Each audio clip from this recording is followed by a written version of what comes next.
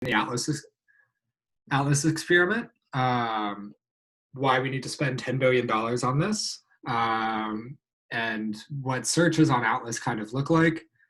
And then we'll shift gears and talk about neural networks and why we want to use them in particle physics. By the way, this is like my favorite meme associated with my work. So this is kind of what we do in a nutshell. We smash things together, see what comes out.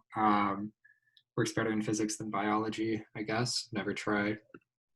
So the Large Hadron Collider is the largest particle accelerator in history. So in the top right corner, you can see this is the city of Geneva in Switzerland on the Franco-Swiss border.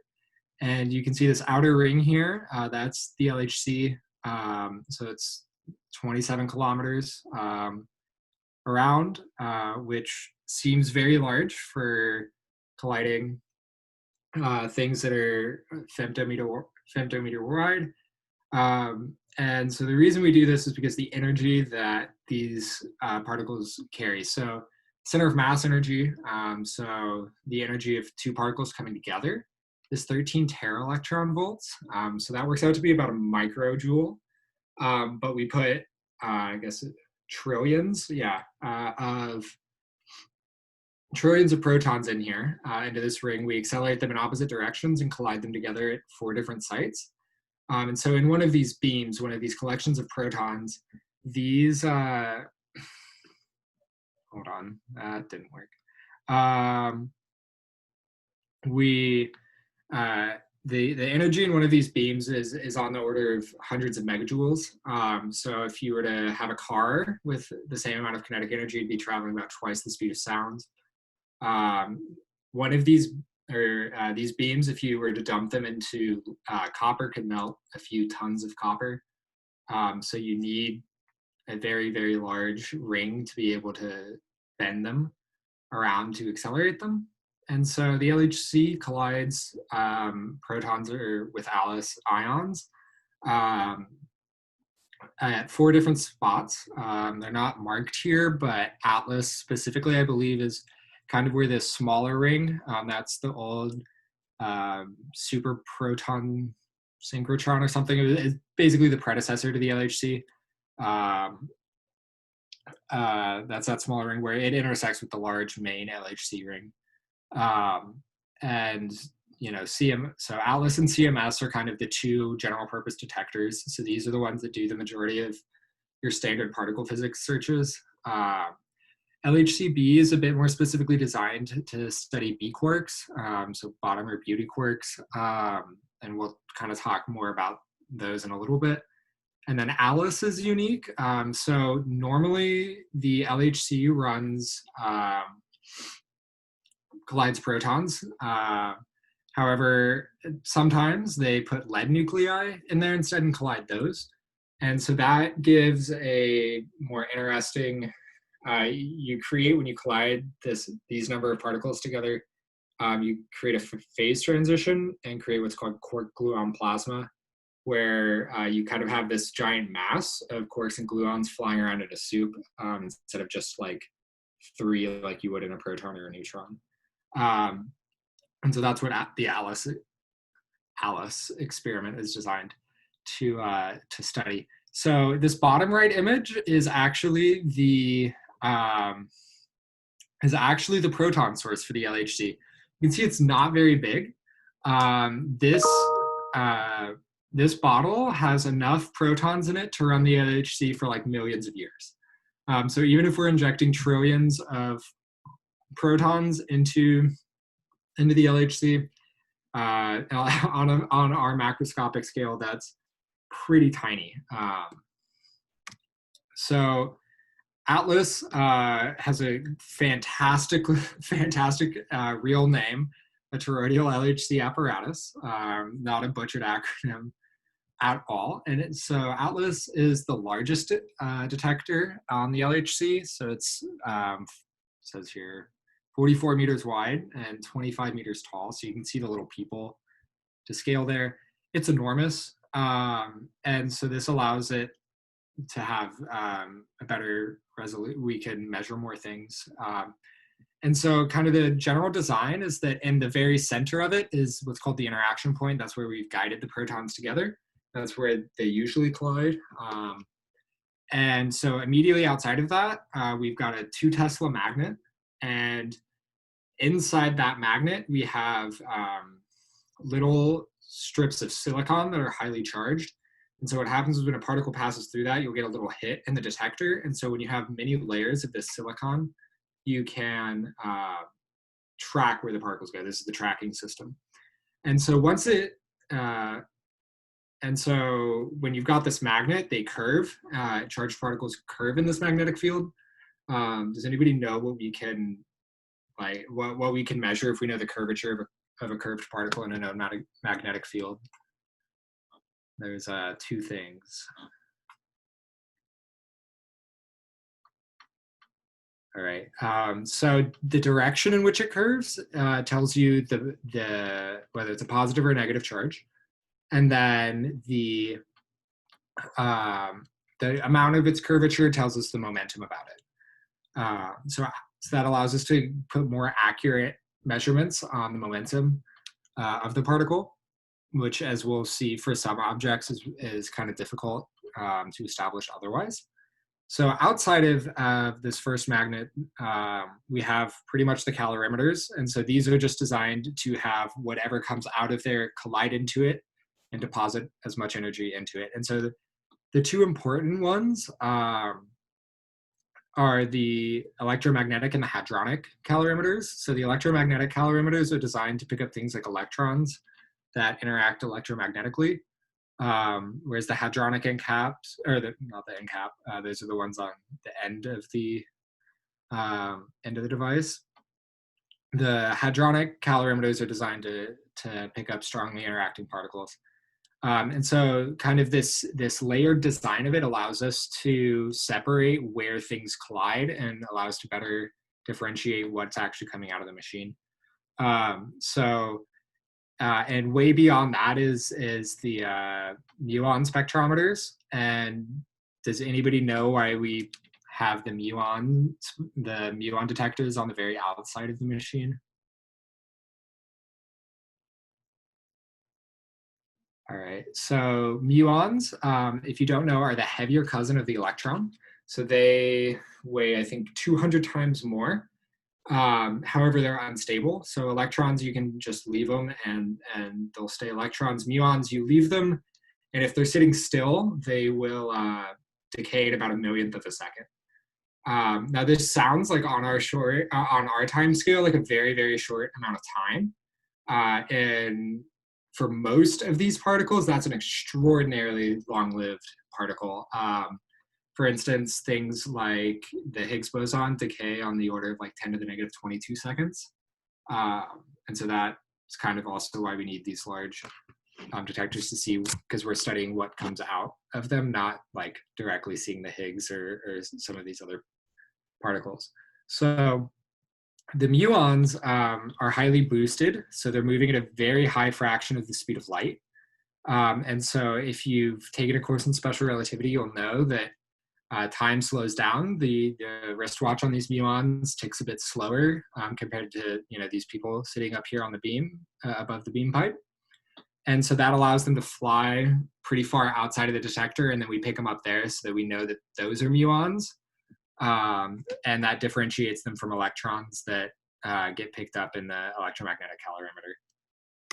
So why do we need to spend $10 billion on this? So the LHC costs $10 billion to build and about $1 billion a year to run. And it's to study these things on the right here. This is called a Feynman diagram. And so you can read this in a few ways. You can read it traditionally, like you've got on the x-axis time and on the y-axis space. We know from special relativity that really those are kind of one and the same. So you could actually read it the other way, with the y-axis being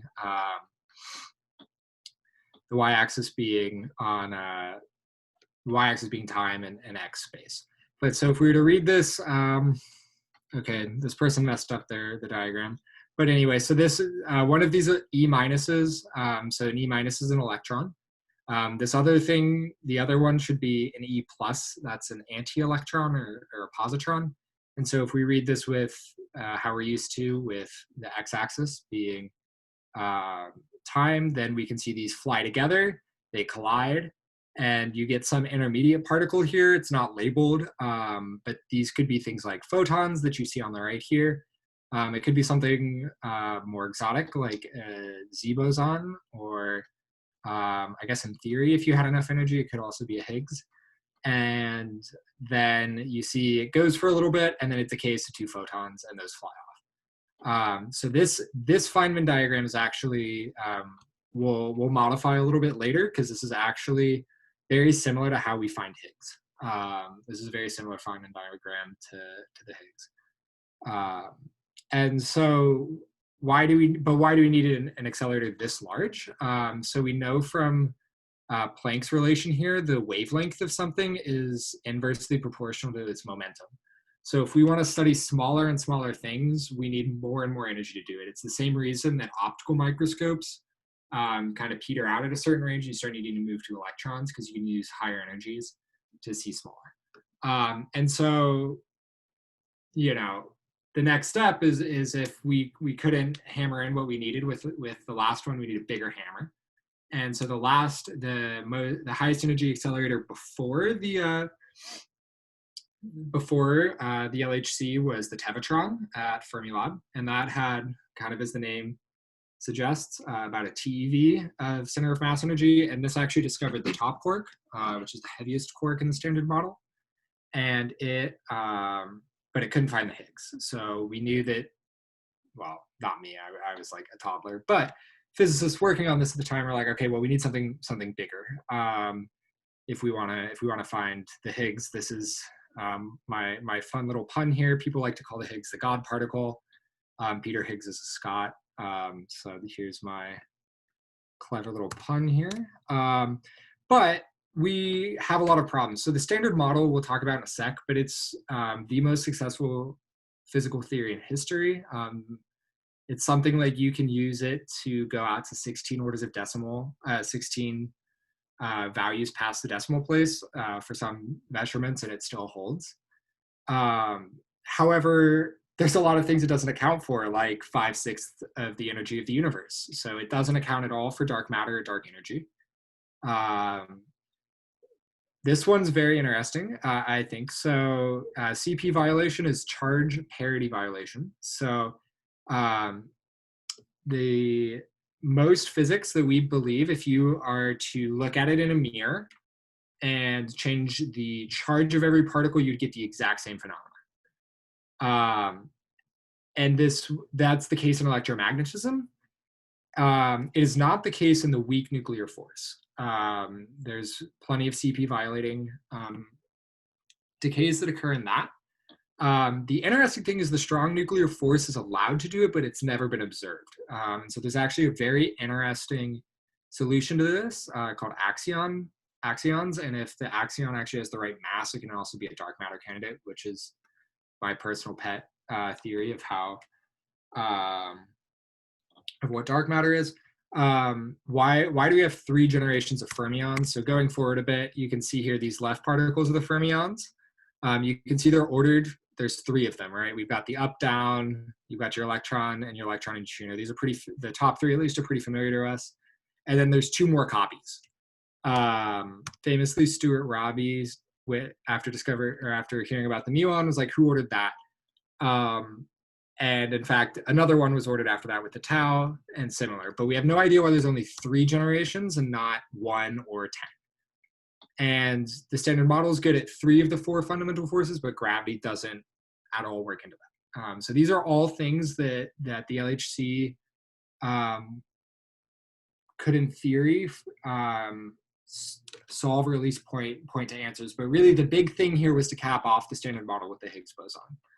And so to understand why we care about the Higgs, we kind of have to understand the standard model. So the standard model is a quantum field theory. So if you've taken physics 1251, you'll talk about electromagnetism and its fields, right? You talk about the electromagnetic field. Well, so the thing is when you start looking at small scales, you still need this concept of a field. but quantum mechanics takes over. And so you need to at least make it work with quantum mechanics. And then the issue is, especially we're talking about relativity in this context, we're accelerating things very close to the speed of light. You need to incorporate special relativity. And so quantum field theory is the way we combine these. And so it is a quantum mechanical theory. So we have these, so we still have random interactions. So whenever you look at one of these Feynman diagrams, you see there's this one bar here, there's no label on that. There's a certain probability for a given energy that's going to be a photon or a Z boson or a Higgs boson. And it just depends on the energy and other parameters. And so therefore we need to repeat this to kind of get good statistics on this. We can't just say like, okay, well, we'll set it at this energy and we'll guarantee to get a Higgs. We need to have it at a high enough energy to even produce a Higgs, and then be able to repeat the process enough to get that to occur enough times. And so, yeah, quantum field theory has particles being created and destroyed. We can see this in this Feynman diagram. And one really neat part, this is also true in classical mechanics. If you have a conserved quantity, or really it's vice versa. So if there's a symmetry of your system, so such as you can move your system to any point in space and it'll still look the same. Like you can perform your particle physics experiment. You know, if we put the LHC on Mars, we'd still be able to find the Higgs. And this is a consequence of Noether's theorem. And the idea is that whenever you have one of these continuous, it should be a continuous symmetry, you get a conserved quantity associated with it. So talking about space invariant, space translation conserves momentum. And you can do the same with time and energy. And it's a very neat fact. But so the neat part of this quantum field theory is the standard model. And so we can divide, physicists like dividing things into two pieces. So that's what we've done multiple times with the standard model. We can talk about the spin of things, and everything in the standard model either has half integer spin or an integer spin. So if you haven't taken a class in quantum mechanics, every quantum mechanical particle has some component of angular momentum. One way to kind of think about this is, so in classical electromagnetism, if you were to have a propagating wave of light, that actually carries angular momentum. You can work out the equations and you'll see that freely propagating electromagnetic waves carry angular momentum. And that's a consequence of photons having spin. And so it happens that we've got half integer, those are the fermions, and we've got bosons, which have integer spin. So the Pauli exclusion principle, for instance, it applies exclusively to fermions. Basically, you can't have two particles sharing the same quantum state. That's not true of bosons. That's where we get things like Bose-Einstein condensates. It's due to this fact that bosons can all occupy the same quantum state. Now we can further divide fermions into two categories, the leptons and the quarks, and these are dependent upon whether or not they experience the strong nuclear force. So there's four forces in the standard model. Gravity, which is the one we're going to sweep under the rug. And then you've got the photon, which is your electromagnetic particle. And then you've got the gluon, which mediates the strong nuclear force. It's a pun off glue. And then the W and Z bosons both mediate the weak force. So the quarks are the only things that can interact with gluons.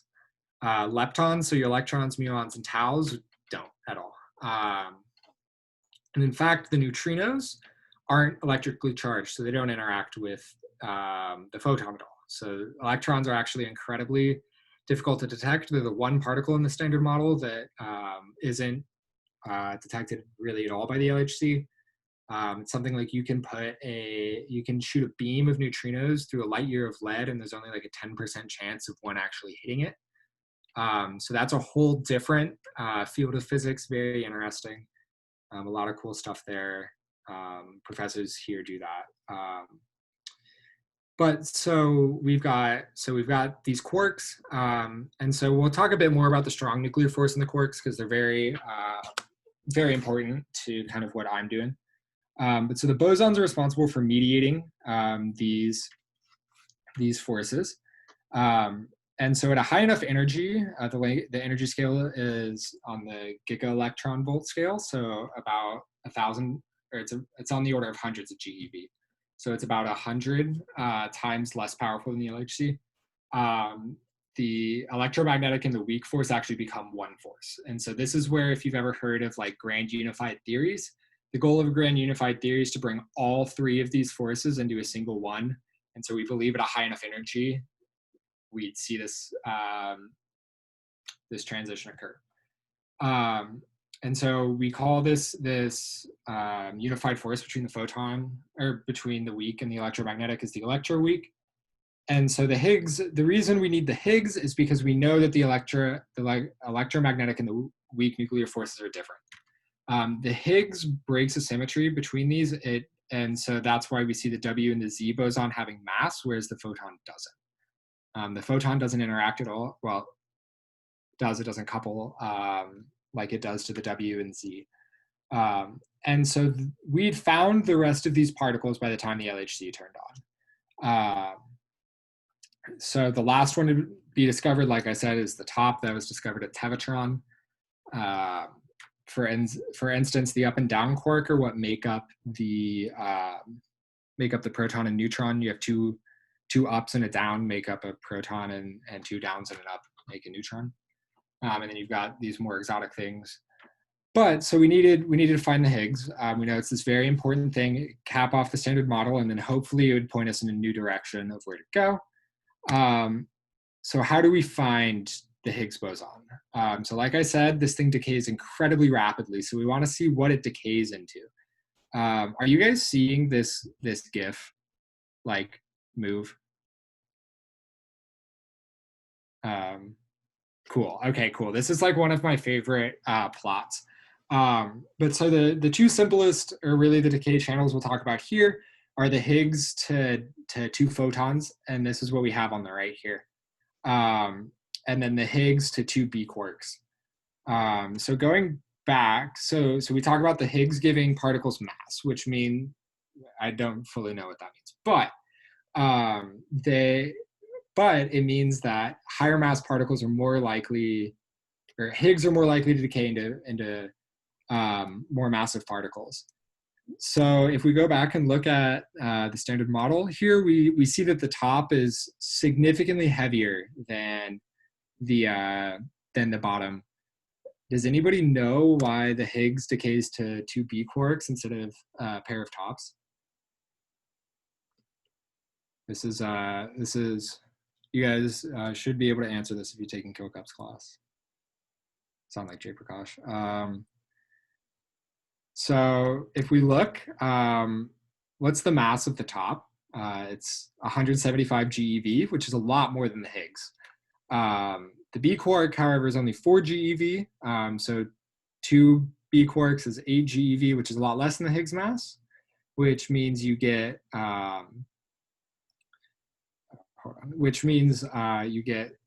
you can decay into a Higgs and not use more energy than the rest mass of the Higgs.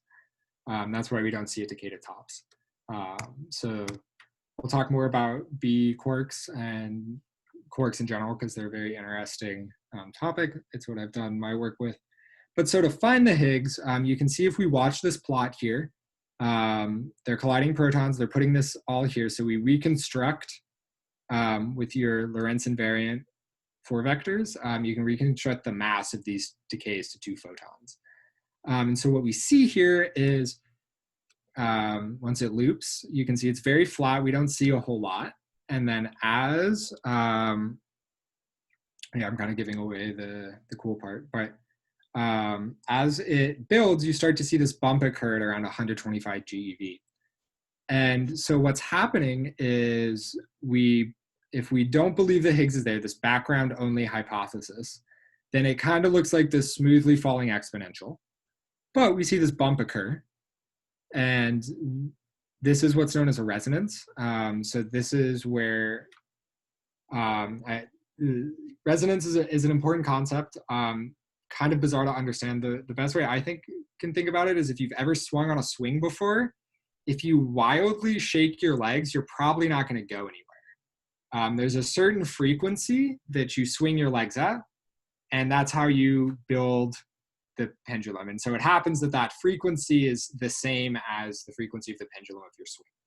And so this is what's happening here, except instead of it being the energy or the movement of your swing, it's the probability of creating a Higgs and then it decaying to 2 photons. So, you know, here we don't have, at these low masses or these high masses, we don't have a high probability of creating a Higgs, but right around the mass of the Higgs, we've got just enough energy to create one.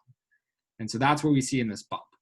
And so this is where a lot of new physics searches look. This is where the searches that I've been associated with have been looking. So kind of moving on, so kind of building off B quarks, that's the next most popular way for the Higgs to decay, most common. And so we need to understand how these things decay. So like I said earlier, quarks are the only fermions to experience the strong nuclear force, QCD, quantum chromodynamics. And so this force is mediated by gluons. So like you have photons going back and forth, exchanging electromagnetic energy, you have gluons going back and forth exchanging this color charge. So in electromagnetism, you've got positive and negative charges. There's actually 3 different charges in quantum chromodynamics. We call them color charge. That's where QCD chromo is color in Greek. It comes from it. Now, an interesting property of this of quantum chromodynamics is you can't have anything with a color associated with it. So you can't have just a bare quark, because that's going to either be like a red, blue, or green, or an anti-red, blue, green.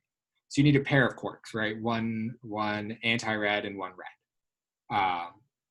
I'm not entirely sure where this is, but it's something that we've shown is the case. And so what happens is when you have one of these B quark, or a pair of these B quarks from a Higgs decay, they fly apart in opposite directions because they have a lot of extra momentum imparted from that extra energy from the Higgs. And so they're exchanging these gluons, and then and these gluons, unlike electromagnetism, the force doesn't decrease as they get further away. So you've got your inverse square law in electromagnetism and gravity. That is not the case in quantum chromodynamics. Instead, it's constant. So you put even more and more energy into this system, and then at some point, it actually becomes more energetically favorable to create another pair of quarks in between the two, and then you have each pair of quarks then fly off, and then in each one of those pairs of quarks, they eventually fly apart and create more. And so this process repeats many, many times, and you get this huge cascade in your detector in Atlas. And so these are called jets. This image on the right is from a dijet event. So an event kind of like the Higgs decaying to 2 B quarks. You've got 2 jets. And so you can see here, if you look at the tracking kind of around these large bursts, you can see there's a lot of particles clustered close together. And those are actually pairs of quarks that are flying apart. And then they deposit this energy. Now, the thing is you have like dozens of these particles that end up hitting your detector. And you can't measure them individually. So it's actually incredibly difficult to get good measurements on jets. So it's a big challenge to pin this down. And the reason is we can be like, oh, well, who cares? They're annoying. Let's just study electrons and electrons and muons and stuff like that. Well, the thing is if we go back and look at this Feynman diagram here, so if we wanted to say this is our Higgs decay here, right? Instead of having these electrons, because that's not what we collide, these are going to be quarks. And so we're going to collide these 2 quarks together, form a Higgs, it's going to decay to 2 photons. Well,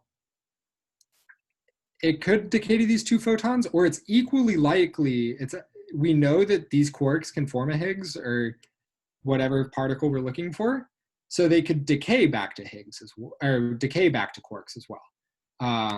So we know that anything that we can create at the LHC can decay into quarks because that's what we're colliding. And so these dijet events then become a pretty prime new physics candidate. Oh yeah, in case you haven't heard, the LHC's like found nothing since the Higgs. We're all kind of waiting for something else to show up.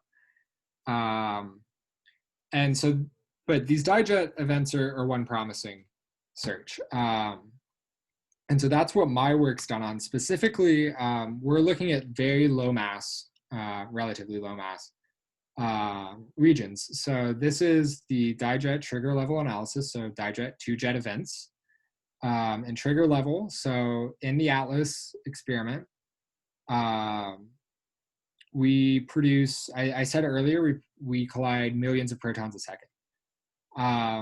Now that's a lot of data, right? So we go back here, you've got 44 by, 20, you've got on the order of thousands of meters of electronics in here, thousands of cubic meters of electronics in here that all can tell you new information about what's happening.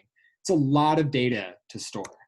And so we can't save all of that. We can only save about 1,000 events a second. So how do we decide what to save? And the easiest thing to do is we're like, okay, well, we've spent the past 70 years looking at these low mass ranges. We're pretty sure nothing is there. So we're just going to remove these events here. We have this 2-step trigger system. So the L1 trigger pretty much just throws out anything below a certain momentum.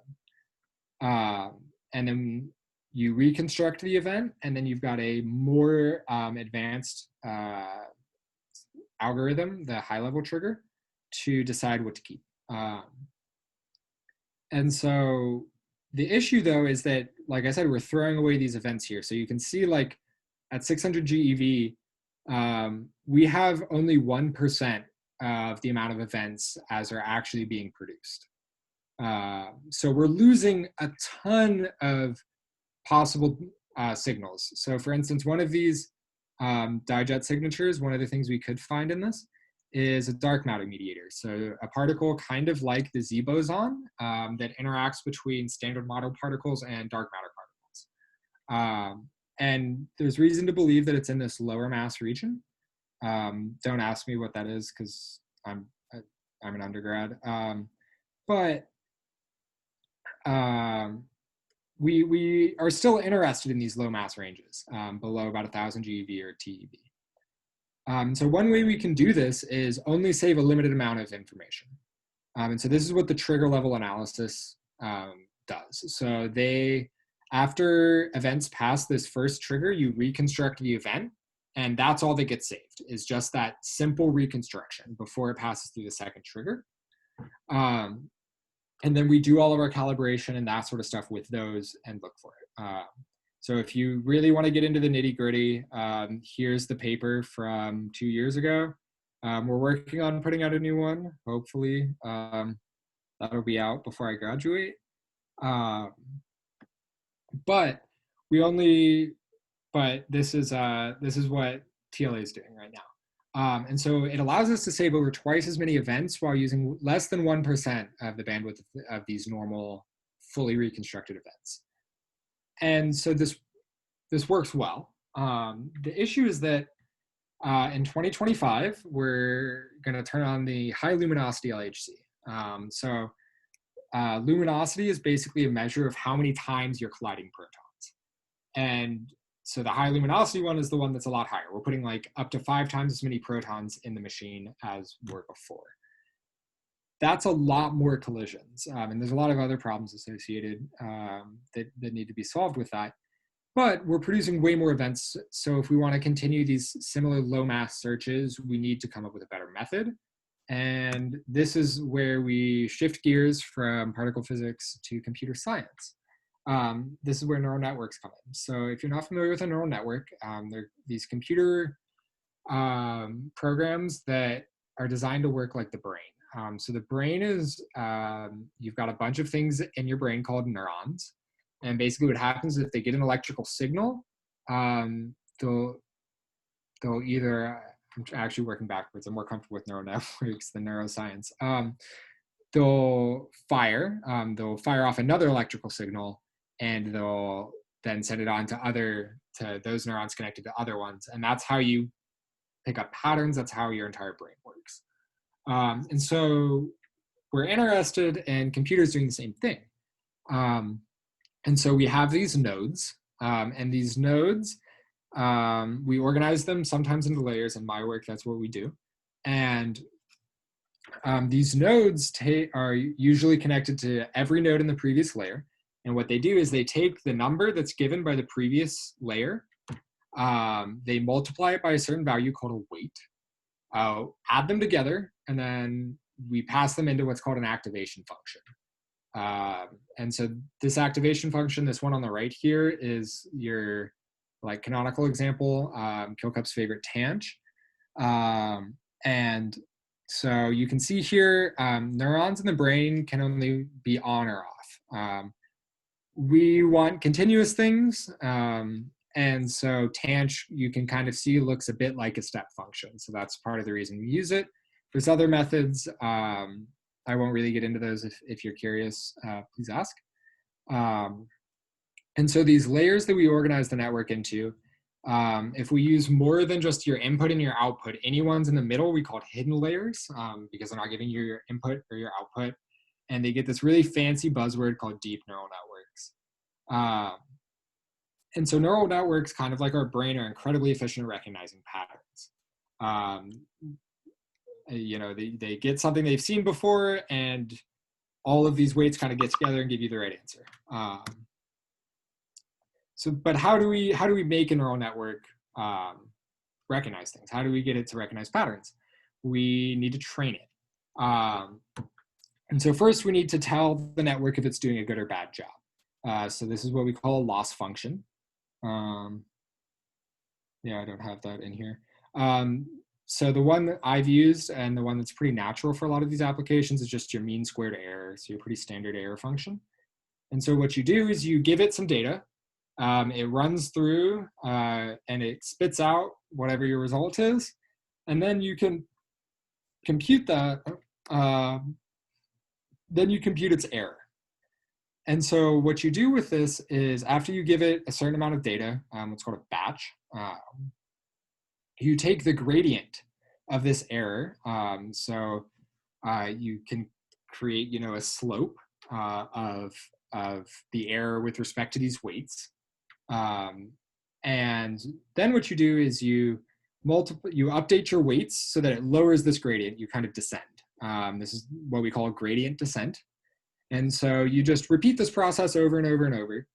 And either you run out of time because, you know, I wasn't doing a ton of training for my networks and it still took 4 to 6 hours. Or you get performance that you deem good enough.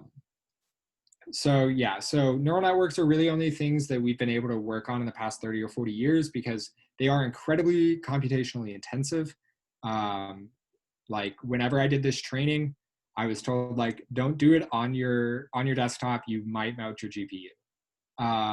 So we had one of the great things about CERN, unlimited access to computing power.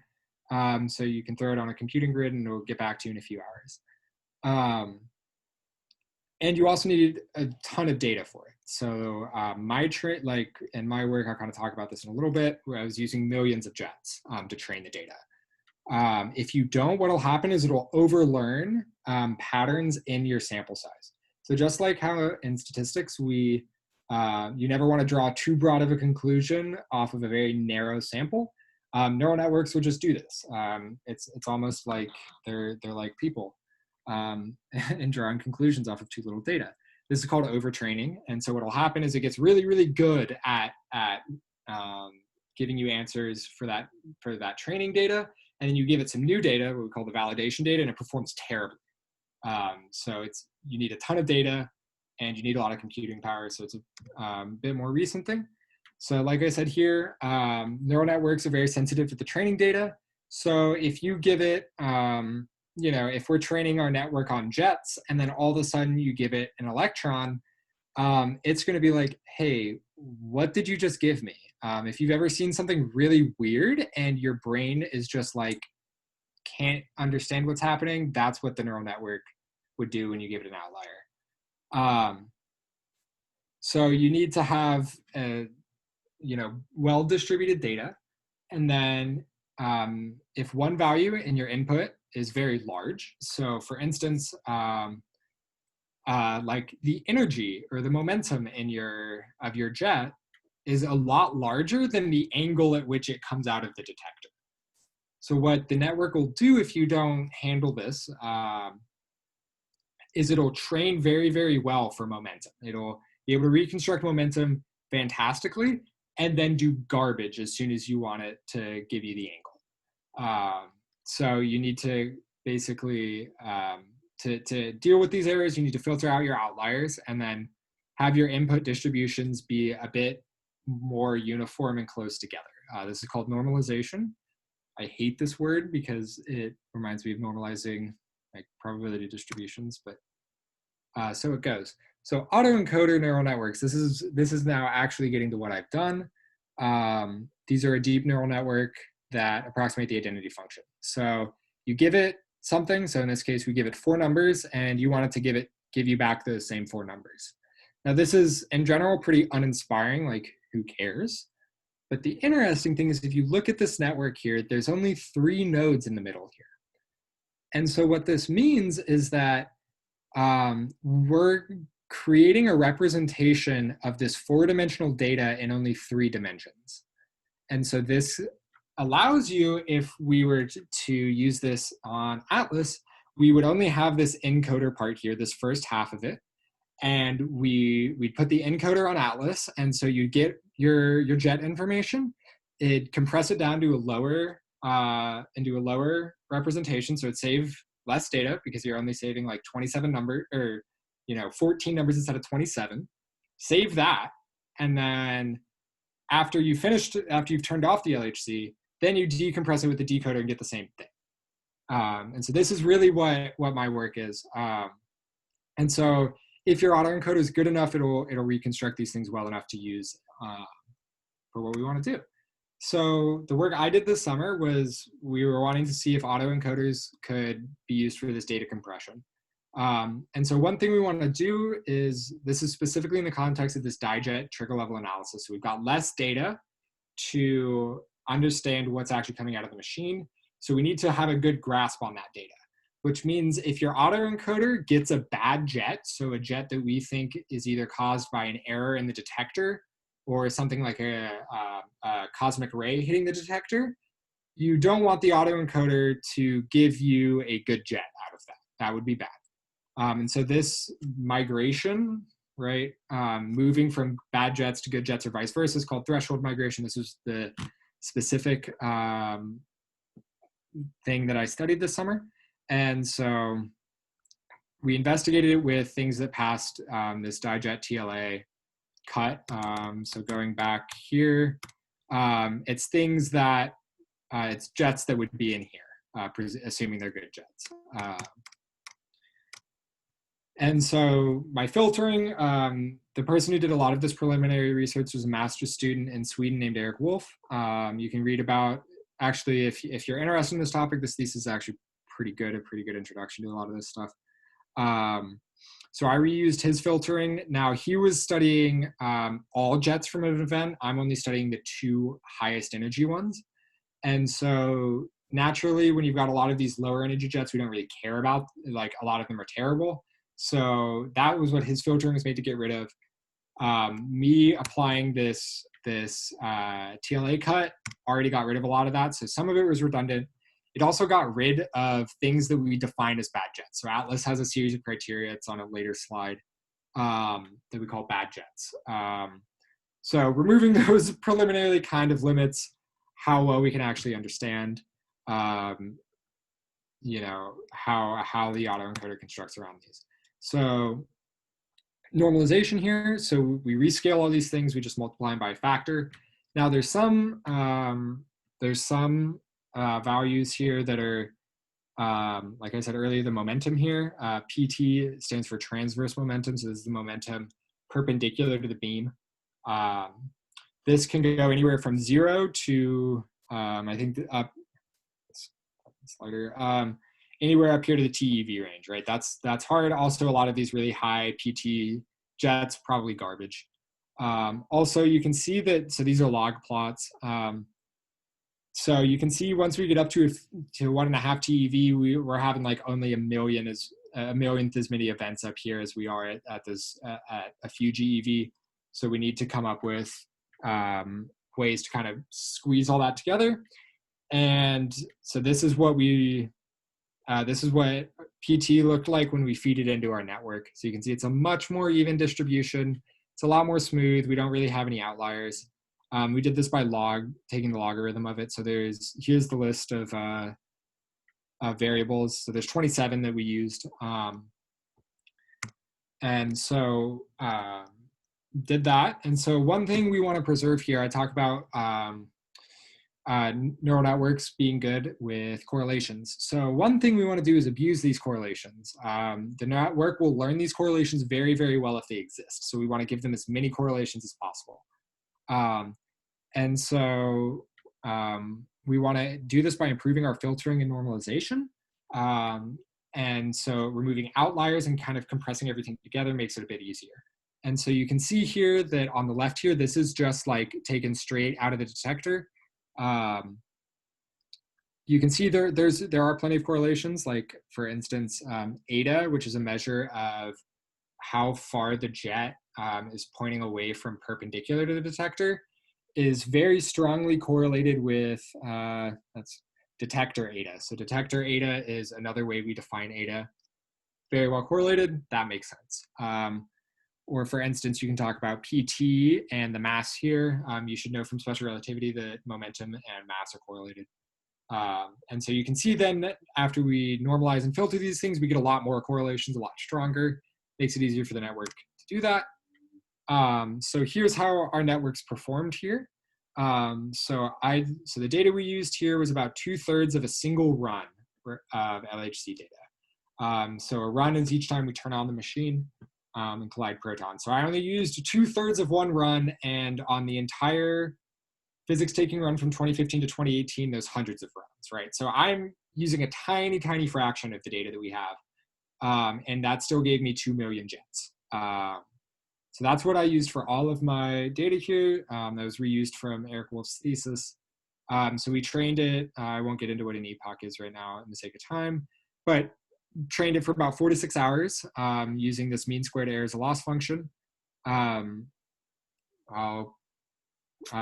glance over this minimally filtered, but you can see here, this furthest left one, if we don't do anything for the data, if we just plug it in, it's pretty bad. You can see here on the training data, you're getting error on the order of 10 million. And then your validation data, which is your independent testing data, is even worse. It's like on the order of trillions. Compared to our fully filtered and normalized network here is, as soon as this box goes away, you can see it's reconstructing things down below 10 to the -4. So we're seeing 10 orders of magnitude improvement from filtering and normalization, which is something I didn't expect to see that large of a impact on. So obviously we're using the filtered and normalized networks for anything interesting. So this is what I was talking about with our bad jet. If a jet satisfies one of these parameters, it's a bad one, we don't want it. I can go into these things in the sake of time. I can come back, but the important fact here, 4 and 5, trigger level analysis doesn't consider. So FCH here is the charge fractions, the amount of charge in your jet. That comes from the tracking data, like I said. TLA doesn't save any tracking data, so I can't use that. Same with this Fmax here. So did all these other ones. So you can see now this is where our detector, oh, hold on. I want to talk E negative. This negative energy is basically, it's like a measure of how good your jet signal is in your detector. If it's greater than 60 GeV, it's bad. These were the only bad jets left in my data sample. So that's where any of your bad jet criteria, which we'll see in a sec, comes from this. But you can see here, visually, something like Ada does a pretty good job of reconstructing this, right? So the red here is what the autoencoder gave us, and the blue is what we put in. So you can see, you know, out here on the edges, it's not doing so hot, but like, look, you know, at Ada of 3.5, there's like 7 jets as opposed to 10,000 at Ada of 0. So it's hard for the network. It's not getting a lot of exposure at these high Ada regions, or these high negative E regions. So it's difficult for it to train for that. And so these little lines just indicate different values on here of this cleaning criteria. So now the good stuff, the threshold migration. So the way to read this is, if our autoencoder is perfect, you should only see things on the diagonal. So if you get a 1 on your input, then it's a good jet. And your autoencoder, if it's perfect, would also reconstruct that as a good jet. So it would also be in this 1 box here, right? So what's really interesting is these off-diagonal elements. So we can see here that, so there were 55 bad jets. And 6 of them were reconstructed as good jets. So that's an error of approximately 10%. And again, that's got about a 3% on each side error bar. So we don't have great statistics on a lot of this. The only good ones we really got were, I don't have them here. But anyway, these are for some of the other variables. You can ask me about what these are. For instance, yeah, here are the good ones. EM fraction is the fraction of the jet that gets deposited in the electromagnetic calorimeter. I apologize for Slack making noise. But so the HEC frac and the Ada variables are really the ones of interest here. Some of these colorings kind of hard. I was kind of rushing to make these. But Ada and then the hadronic end cap HEC calorimeter. HEC quality. That should be HEC frac. Sorry. Hadronic end cap fraction. Those ones have a lot of events around the threshold. And so if you work this math out, you see it's only on the order of a few percent error, which is pretty promising. And again, these were quickly trained networks on not a ton of data. So there's a lot of improvements to be made here. I didn't even look at new filtering and normalization schemes. I just reused the last ones.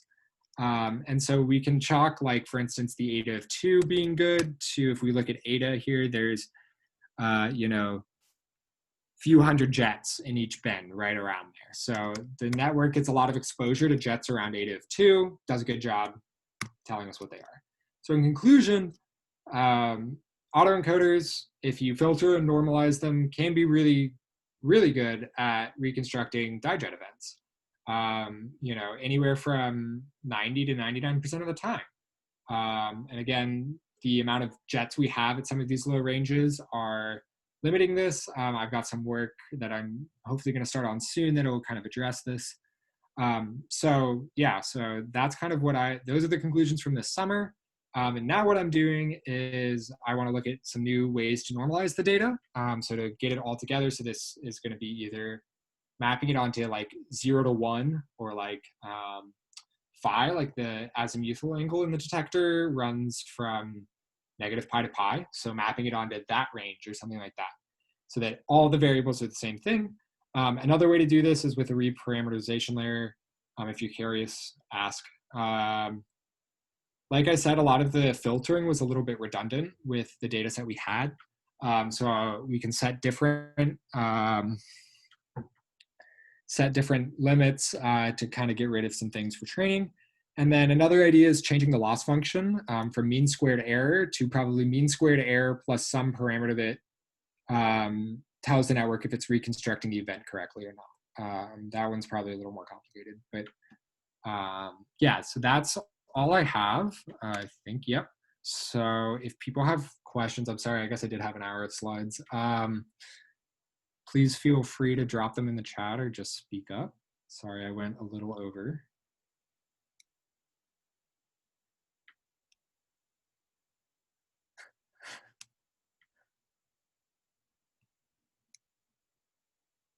All right. So this sounds really, I know that some of the, wow, this is going to sound really self-complimentary. Some of this sounds really, really complicated, but really most of my day was spent banging my head against Python. You really don't need to be like a super great coder. Like when I started on Atlas, I had almost no coding experience. I could barely code Python. So, and you can still do cool stuff. There's a lot of really, really cool stuff that we do on the LHC. I mean, I'm one person in like thousands that work on this. So like, and everybody does different things. It's amazing. So like, if this is something that you're interested in or data science or stuff like that, the LHC is the perfect place. And I'll be a bit of a plug for my group. So I'm one of 2 undergraduates in my group. Both of us are 4th years. So that means both of us are graduating in the spring, which means Dr. Bavia is probably going to be looking for new undergrads soon. I don't know exactly his details, but if you're interested, feel free to email me or shoot him an email. But yeah, if nobody else has any other questions, I guess this is it.